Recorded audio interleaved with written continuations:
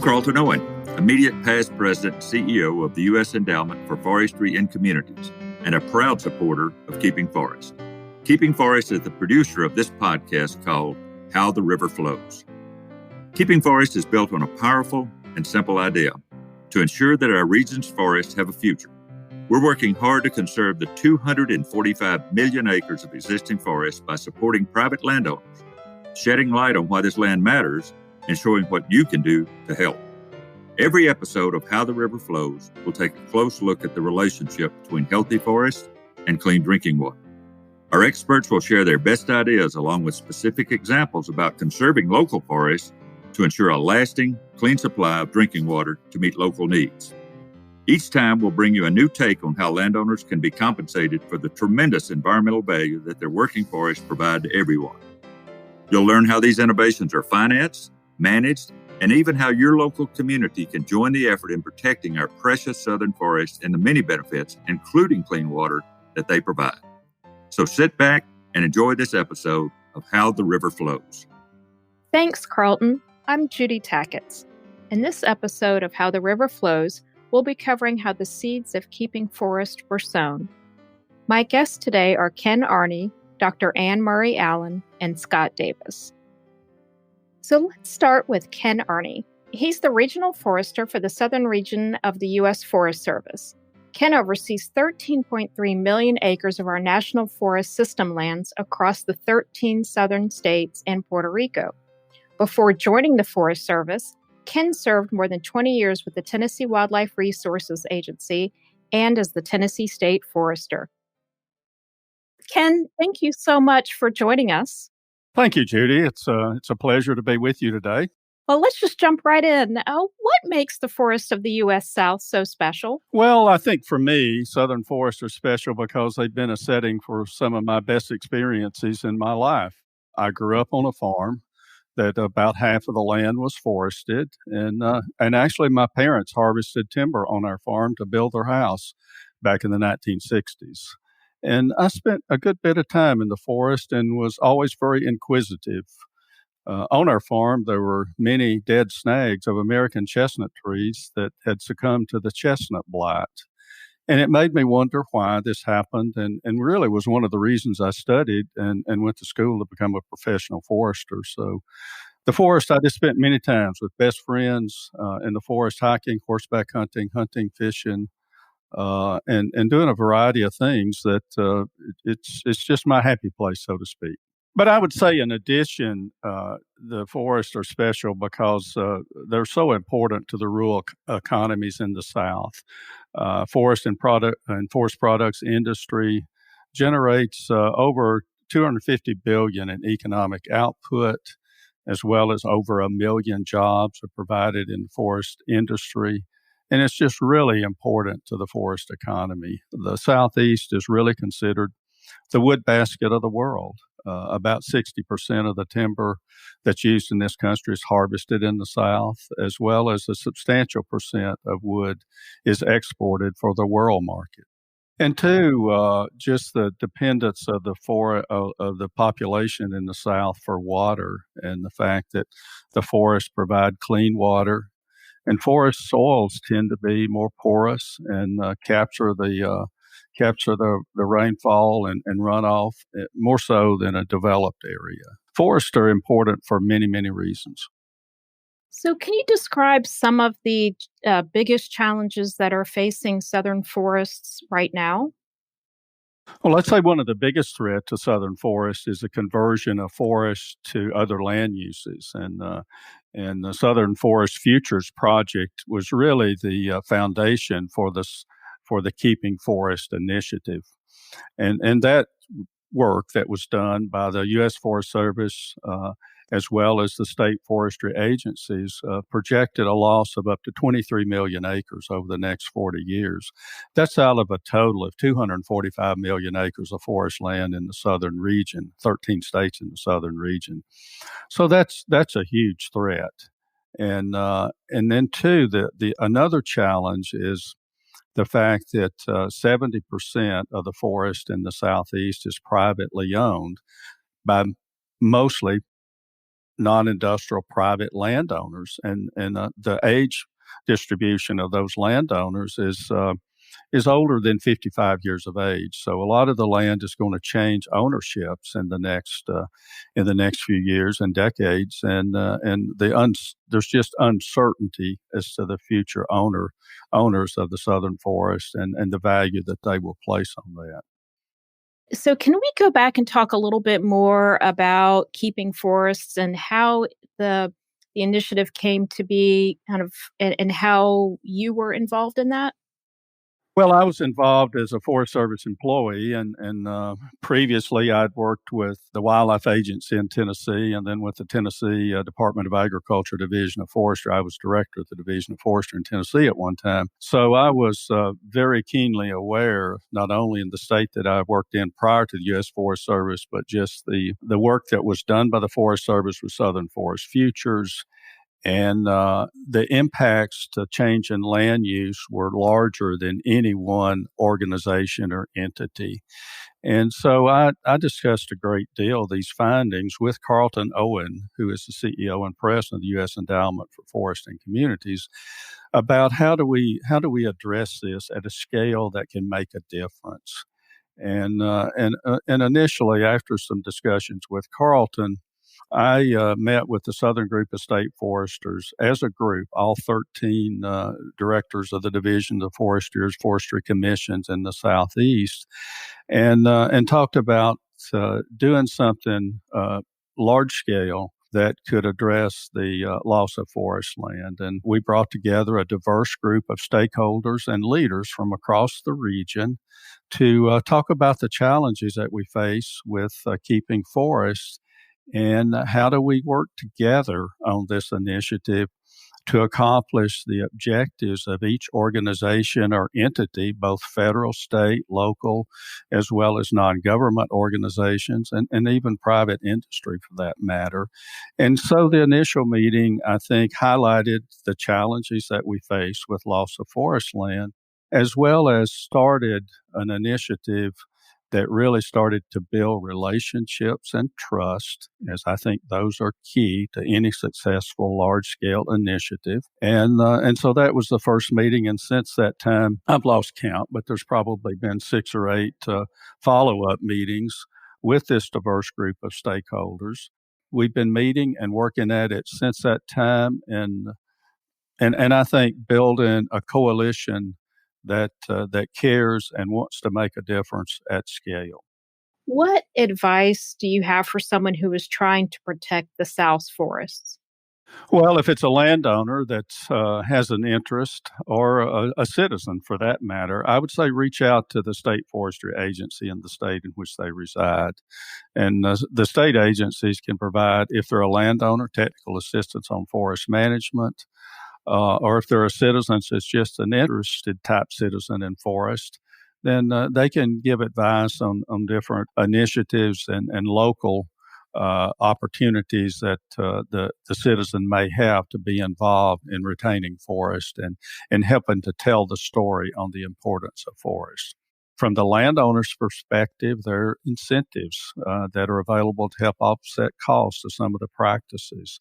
There are tax incentives, reforestation grant programs, and in some cases, even easements that can be useful depending on the circumstances and where the landowner's land may be located in the South. Can you kind of talk a little bit more about what the term ecosystem services means to you? Well, ecosystem services are really the benefit that are provided to people by the natural environment. And healthy, resilient forest ecosystems generally provide more consistent benefits than forests that are not managed. And there's a need to quantify the ecosystem services of forests in the South and provide or create expanded market for those services that would compensate the landowner. So helping to understand the ecosystem services that forests provide can generate a good bit of public and private funding that in turn will help with forest conservation. And how do you convince people that keeping forests is an important endeavor? Well, I think coordinated communication efforts with state, federal, and other conservation partners is one way. Targeted messaging campaigns based on focus groups and polling across the 13 states would be another. And just continue to share the value that forests provide ecologically and economically, and raise the political profile of forestry in the South. A good example is the Georgia Outdoor Stewardship Act, or the Great American Outdoor Act. That's a nationwide act that was passed by Congress within the last year. So if somebody's trying to decide to work on keeping forests or put their time, effort, and energy into something else, why should they choose keeping forests? Well, because forests are so important to the quality of life, and not only the ecological benefits of clean air and clean water that forests provide, but also the opportunity for recreation and the opportunity to do whatever form of recreation is important to the individual. And forests just provide that setting for recreation of ourselves, so to speak, physically, mentally, and so forth. And spiritually as well? Absolutely.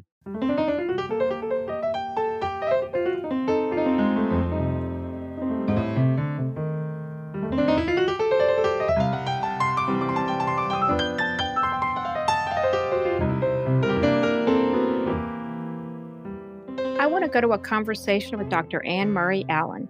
Dr. Allen is an experienced executive whose career has blended high-stakes business with the social sciences in doing cross-sector work. Combining her MBA and doctorate, Dr. Allen specializes in building effective collaborations out of complexity and uncertainty. Dr. Allen, welcome. I'm glad to be with you, and I'm really happy to be part of this conversation. Seems that you have some serious superpowers. Well, I don't know about that.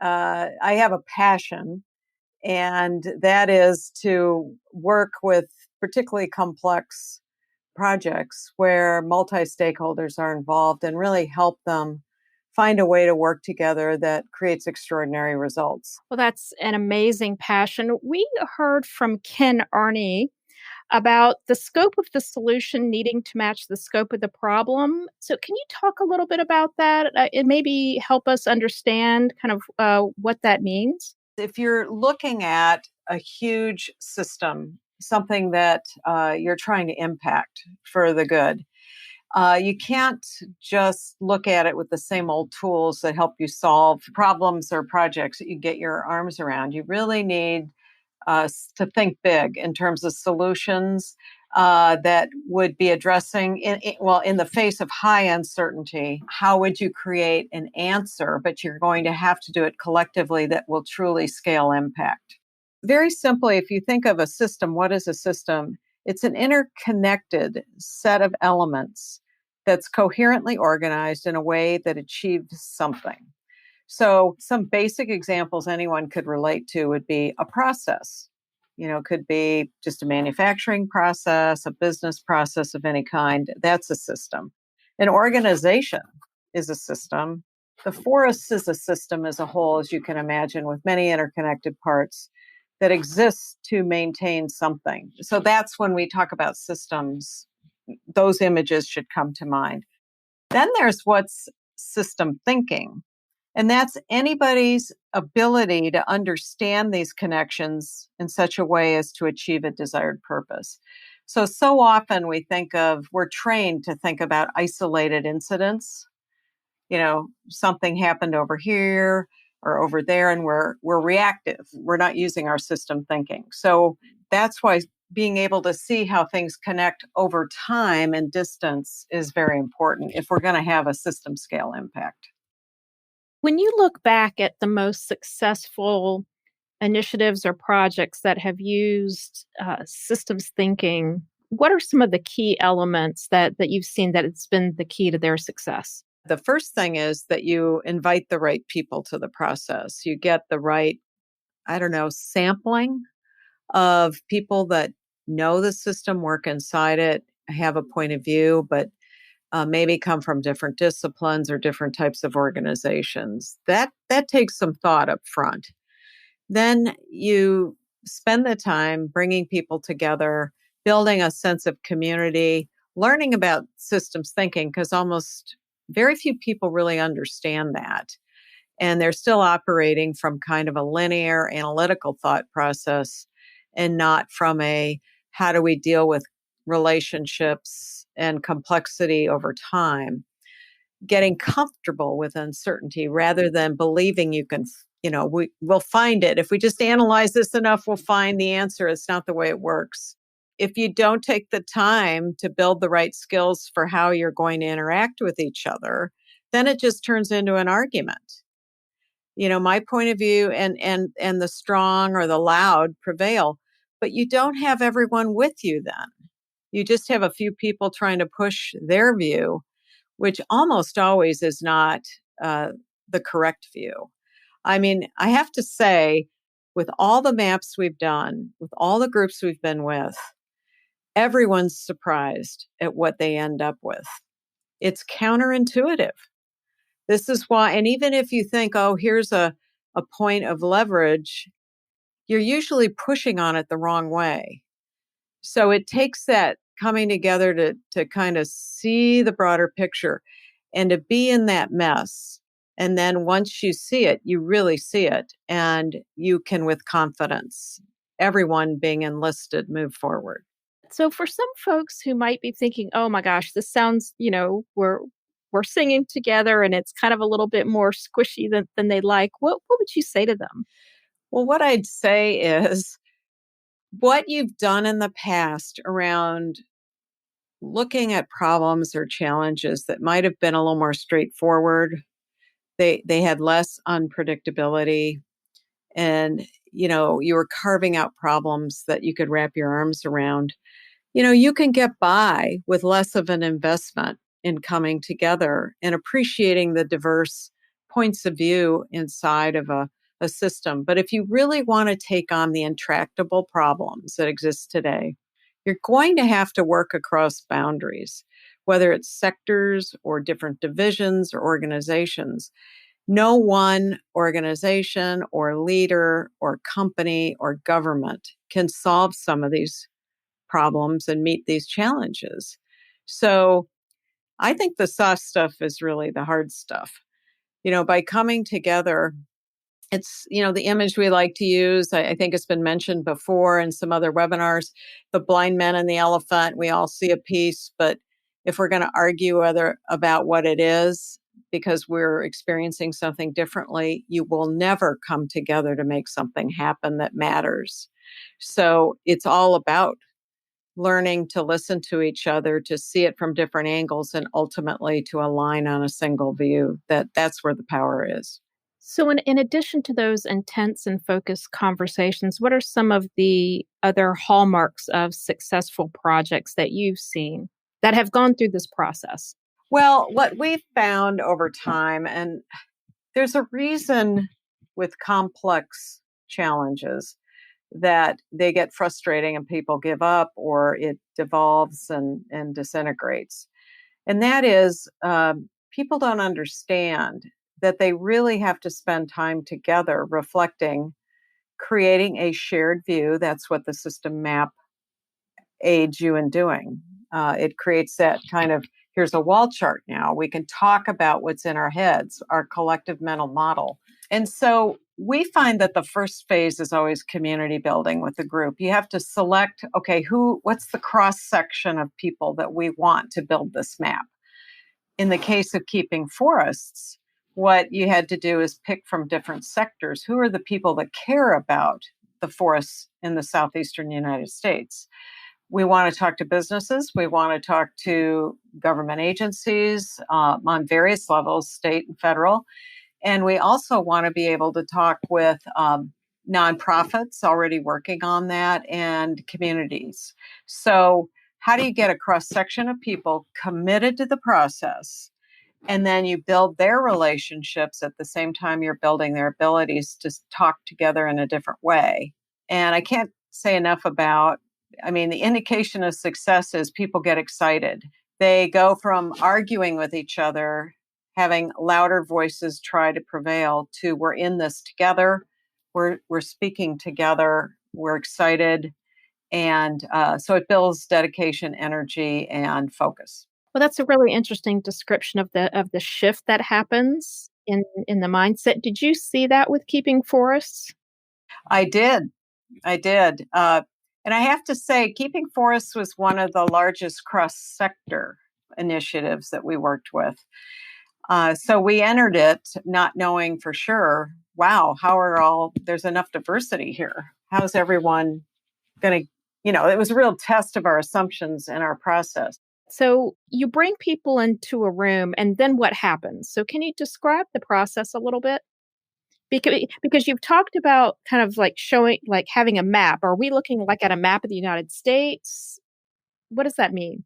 Very good question. It's actually called, a system map, but what is mapped is done through a series of interviews with a select number of people. So I like the 80-20 rule, which what's 20% of the population of people in this process that if they were interviewed, the 80% would go, well, if you've got their thoughts on what the system looked like, then it's going to be an accurate map. So my colleague Scott, who does the mapping, interviews, I think in this case, it was around 16, 17 people, different disciplines, different organizations, asking them the same questions. And from that, he starts to build a map. He starts to hear some of the same things or put them together in relation, causal loops with each other. He creates that map through software. It is then put up on the wall. I mean, you can project it on a screen bit by bit. Goes through it, and the whole group talks about it. They maybe at first feel like, well, there's not something there that I think is important, so there might be a negotiation. Oh, well, let's tweak that a little. But it does take several days before everyone goes, that's it. That's the system. That's what we're all working on, and that's what we care about. And I should add one more element is there's a key long-range goal in the center of the map that the group has also articulated prior to this meeting. And that is what kind of holds that map together. It centers it. And this is where the 245 million acre statement came from. It came from that group prior to the interviews and putting the map together. Just to try to help visualize this. So you have a goal in the middle that is, has words. And then you have arrows going to and from the goal to other kind of words. And then that explains kind of the system verbally, right? So you're not creating a map in the sense that, again, you're not drawing like a map of like the outline of the United States. It's not a geographical map at all. And it is a mental model map of how the system is interconnected and how it's operating. How do you convince people that systems mapping is an important endeavor? Well, the approach to that is to have people realize that in order to act powerfully together, they're going to have to see the system collectively with a shared point of view. And to do that, you need a tool that will help you put your mental models, all the individuals' mental models together in a way that you can see something bigger than your point of view. And now you have to come to alignment that, yes, that is the system we collectively see. Now we can actually pick points of leverage so we can move on the sorts of things where if we work in 3 areas, we'll have an outsized impact on the other areas. So that's why people should care about and be drawn to system mapping. And it seems to me that the power in this type of thinking is really when you're dealing in an environment perhaps where there is this high unpredictability, right? Where you don't know what's going to happen. Is that fair? Yeah, it is fair. And as you know, people don't like uncertainty and unpredictability. You're not a professional forester, but what did you learn about the South's forests by leading the Keeping Forest Initiative through their process? Wow. Well, I learned a lot because I live in the West. Need I say more? Our forests out here are mostly, they're mostly public lands. And so it's a different challenge. When Scott first kind of indoctrinated me to, well, what is keeping forests and what do things look like in this part of the US? I was like, oh my goodness, how are they going to do this? You've got what, 86% our forests are owned privately. And I know some of those are businesses, some are individuals, but still, how do you get all those stakeholders on the same page, let alone bring in government agencies and big business? So it was a challenge just listening to it. I also learned that there's a large coalition of Black forest owners, landowners that have forests, and so that kind of socio diversity in terms of ownership in the South. Then I learned a lot about some very innovative small businesses in the wood products industry that were doing a lot already in terms of sustainable harvesting and working with certification programs for sustainably harvested wood. But the big thing I learned was just how important wood products are. I mean, you should know that anyway, but I guess you just kind of lose sight of that over time. And I remember when your alternative is plastic products, one of the things I noticed was, well, I'd much rather have sustainably harvested wood products any day than more plastic on the planet. So those are some of the things I learned. One final question for you. What does the term ecosystem services mean to you? Well, it's interesting. When I first heard that term, I thought I knew what it meant, but I had to dig deeper, as the group was talking about it. And and I almost think ecosystem services is too wonky to really describe what it is. I almost wish that wasn't used because I can imagine it's a barrier for some people understanding what you're talking about. But what I realized it's a whole list of services that people benefit from that comes from nature. So often, we think of wood and wood products. It's all about the extraction, cutting down of forests and using them for some commercial purpose. But forest standing, just being there and being healthy provides a lot of benefits too. The most obvious is clean water. Its impact on the right kind of soil conditions, the flow of water, the purification of water is important to people, to cities. This notion of water funds is connected to ecosystem services.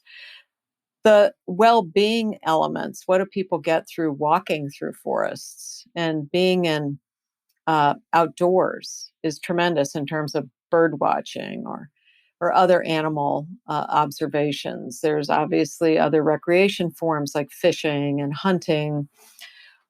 So it's that whole swath, and I'm sure I'm not thinking of all of them, but those are all ecosystem services to humans. And just by leaving forests standing or taking care of them in ways that keep them healthy, it's not just that tree's not worth anything till it's cut down. So that's my understanding of it. So, Anne, why are you excited about keeping forests? Well, I'm very excited about what I've learned through being part of this process about keeping forests and the unique challenges in that part of the country with the private ownership of the vast majority of the forests. I'm excited about the way people have come together around creating a shared view of a very complex system. So often what happens is you can talk about a complex system, but if you don't have a way of looking at it and coming to that aligned view, you end up with 45 things you have to do at once, and it's exhausting. You don't have the resources. People lose energy. But this group really came together to say, yes, that's the system we're trying to impact. They had to speak deeply with each other. That brought them together in a much closer way than they were before, even though they'd previously known each other. And they developed energy around three key points of leverage. And from there, we're able to develop specific actions to take in order to, say, let's get to work here and see what we learn. So it's just fun. I mean, taking this approach and committing yourself to working with the uncertainty and the complexity, once you get past feeling overwhelmed, it's really energizing, and it unleashes a lot of creativity and a sense of we're in this together.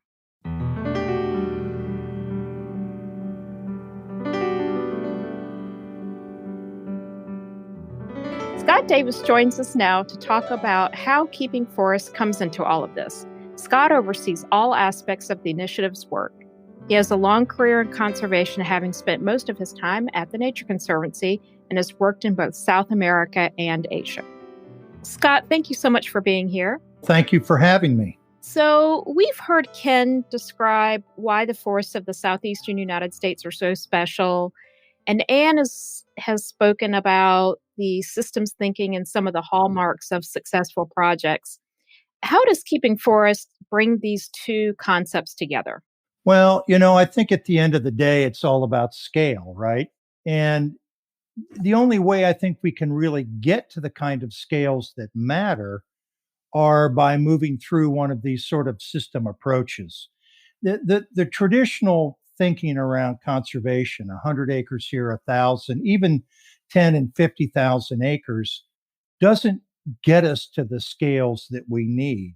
So the system level approach, thinking about the economic, social, and political drivers that are impacting these forests and impacting these landowners, I think is the only way to really get to a scale of 13 states or 245 million acres. It's not that the other scales are unimportant. They are important and they matter. And we need to think about conservation and resource sustainability at all the scales. But the one that is really missing is this large overarching scale, sort of thinking about the entire system, the whole 245 million acres. Keeping forest is that way of pulling in sort of the system level thinking around the politics and economics and social impacts with the scale of the forest that ultimately I think we're going to need to protect if, in fact, we're going to be successful protecting them for the values that we've talked about today. So you've mentioned systems a couple of times. Do you mean ecosystems or do you mean something different? In the South, let's start with the keeping forest model, right? At the center of this system is the private landowner. And that person's ability to own and manage that property. And Ken talked a little bit about it. One of the assumptions that we're working with here is that if private landowners are unable to make a living, or at least cover the cost of owning and managing those forests, they'll find another use for them. They'll convert them to some other land use. The center of that system is defined as the private landowner. And the system, the way we're looking at it, involves all of those, and I've said this before, the political, social, and economic drivers that impact that person and impact that person's decision around whether to own and manage these forests anymore. So ecosystems are embedded in this system, but it's the larger collection of paradigms and economic, political, social forces that this individual landowner and these forests are embedded in. So you mentioned some of the ecosystem services that forests provide. Can you just talk a little about all of those services, or not all of those, but maybe a few of those that you would like to highlight? Sure. Services that functional ecosystems provide us. And for the most part, we take these for granted. There aren't markets built around them. And I'm talking about things like carbon sequestration, flood mitigation, the filtration and cleaning up of water. All of those kinds of things are services that functional forests provide us as a society that we really don't pay for. Now, if we can find ways of creating markets around those services, when you think about climate change, for example, one of the most important things that we can do is find ways of sequestering carbon, finding ways of pulling greenhouse gases out of the atmosphere. Trees do that naturally.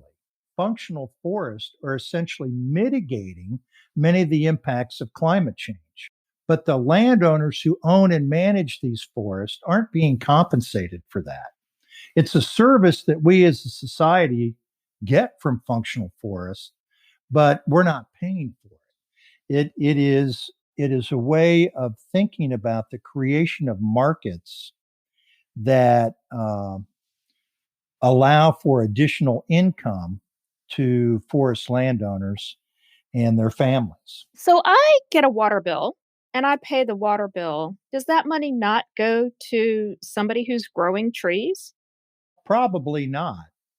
There are a few places where these kinds of markets have been created, but the money you're paying to the water utility is more likely going to cover the operational or maybe even the capital infrastructure costs of creating a water treatment plant somewhere that is cleaning the water before they push it out to the consumers.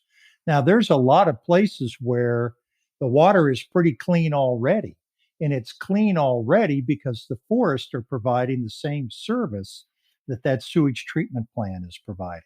So if we can find a way to compensate landowners for managing those forests to keep that water clean, instead of paying your money to a water utility to operate, a water treatment plant in order to take pollutants out of the water, maybe we can find a way to pay landowners to own and manage their forests in a way that keeps water clean in the first place, so we don't have to clean it up. When you mentioned landowners, are these mostly is this mostly government who owns the land? Can you talk a little bit more about the landowners?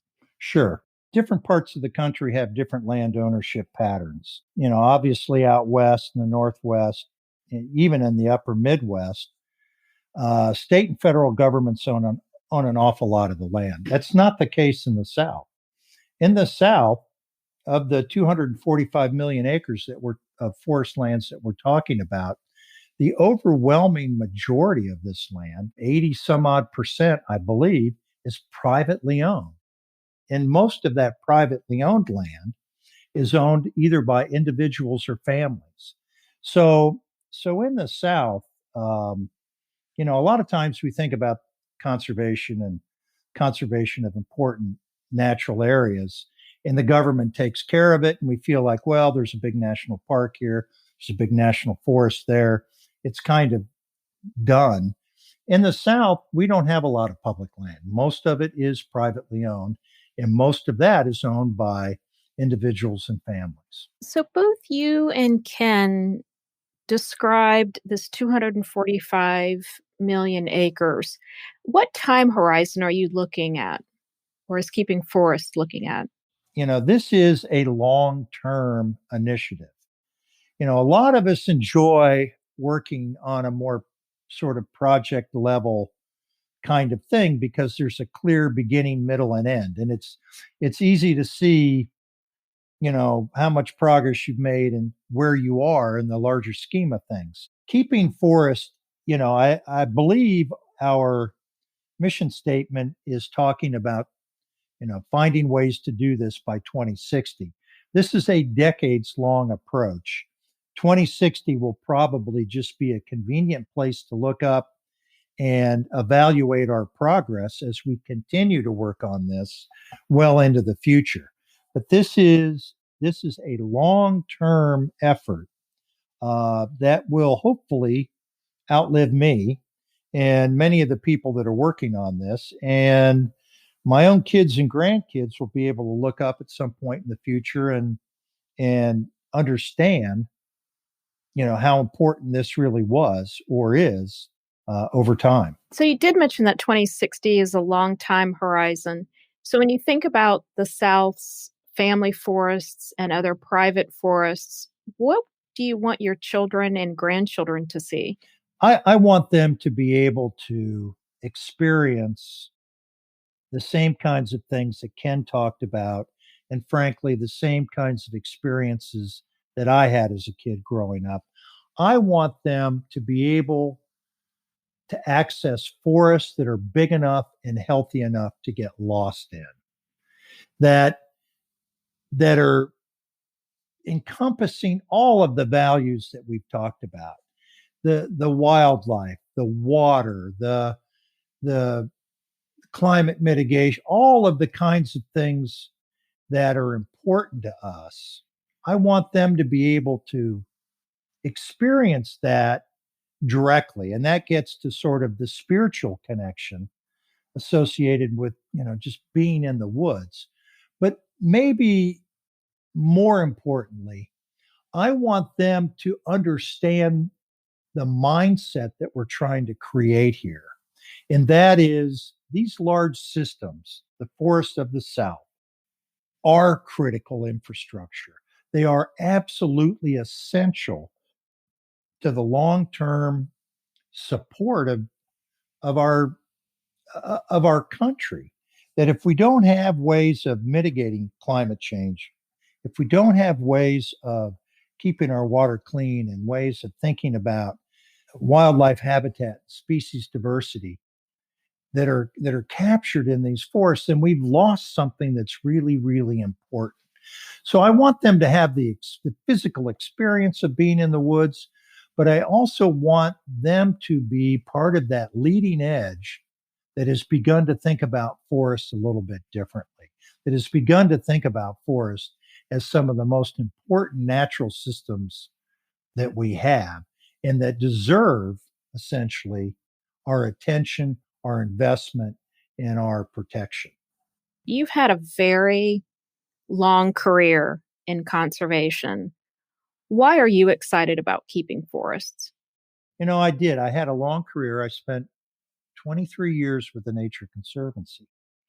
And, I watched the philosophy of conservation change over time, where, at one point, all we thought about were individual species. And later we began to think about, the larger community of species. And then we got into sort of ecosystem level kinds of conservation and landscape level kinds of conservation. What I've come to appreciate and understand is the importance of scale. If we're not careful, all of these conservation forests, all of the projects we put together over my last 20, 25 years will turn into just little tiny green museum pieces in a dying landscape. What we have to figure out is how to protect that larger matrix landscape. What we have to figure out is how to get to scale. And that's something that none of us are very good at, because when you get to the scale of the 13 state Southeast, when you get to a scale of 245 million acres, you no longer have complete control over the project. You no longer have a lot of control over the kinds of impacts that can push you one way or the other. But it's the kind of scale that we just have to figure out.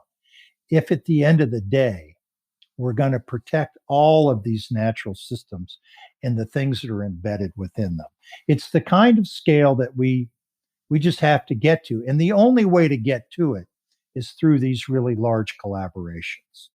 Of all the things that you've worked on, where does keeping forest rank for you? It's the most important thing I've ever done. It really is. So, Judy,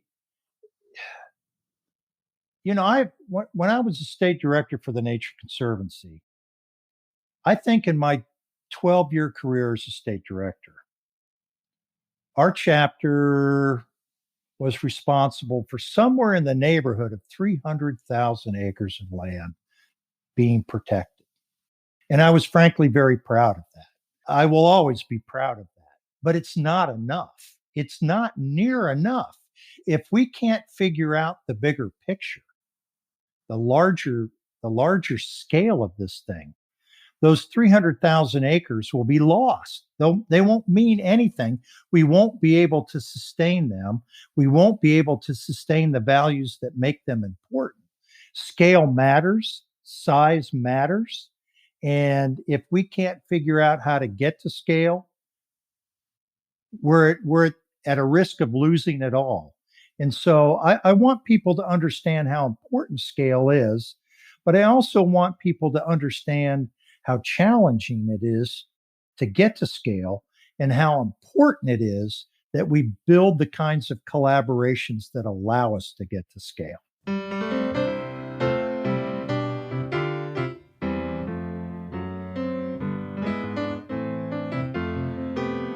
Thanks to Ken Arney, Dr. Anne Murray Allen, and Scott Davis for their part in this episode and for their valuable perspective.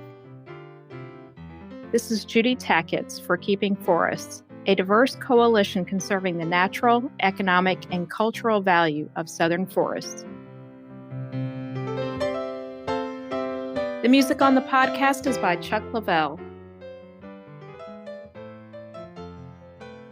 I want to thank everyone for tuning into How the River Flows.